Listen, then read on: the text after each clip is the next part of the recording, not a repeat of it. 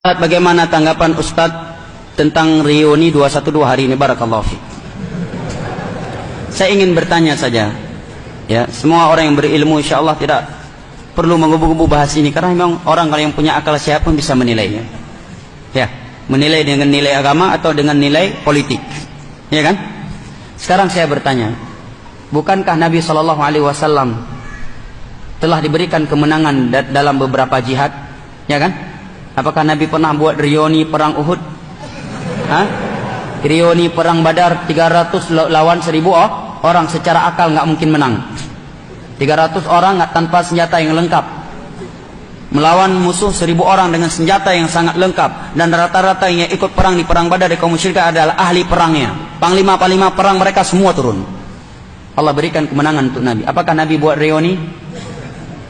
Adakah reuni Uhud, reuni Badar, reuni perang Hunain, reuni haji wada, reuni turunnya ayat Al-Quran yang memberitakan sempurnanya agama?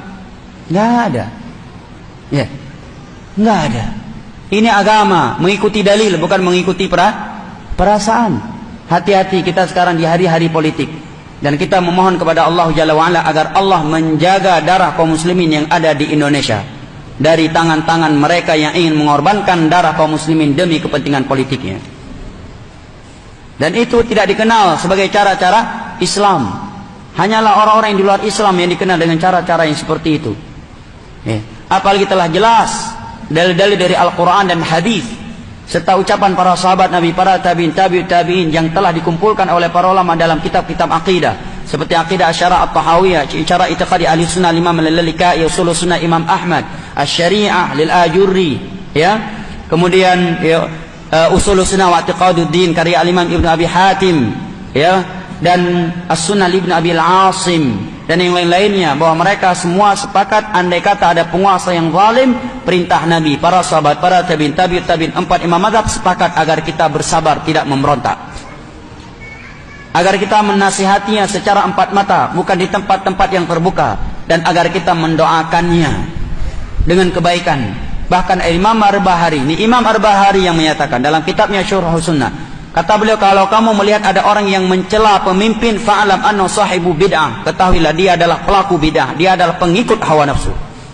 Bukan saya yang berkata, Al-Imam Al-Bahari Syarh Sunnah, yang proteslah sama kitab itu, ya.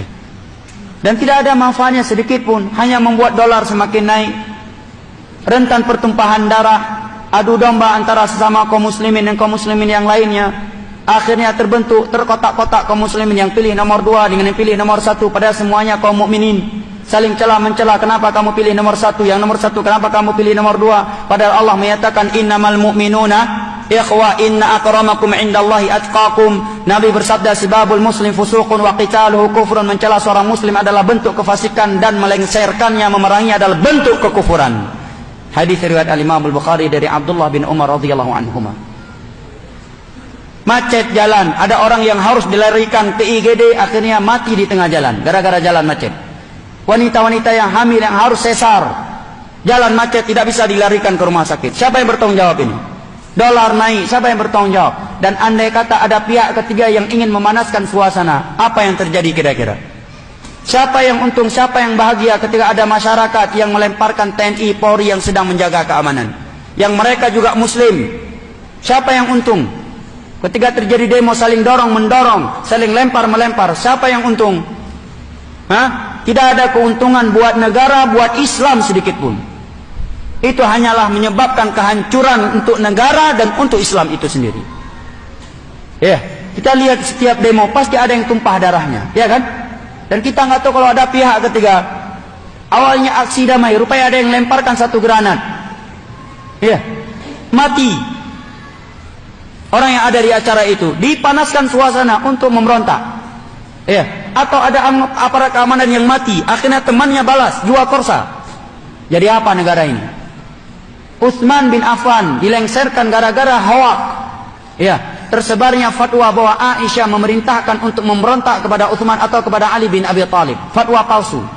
Dan tersebarkan selembaran kertas bahwa para sahabat Nabi memerintahkan masyarakatnya untuk melengsarkan Utsman. Dan tersebarnya di Madinah lembaran-lembaran yang di situ ada stempel istana Utsman, bahwa Utsman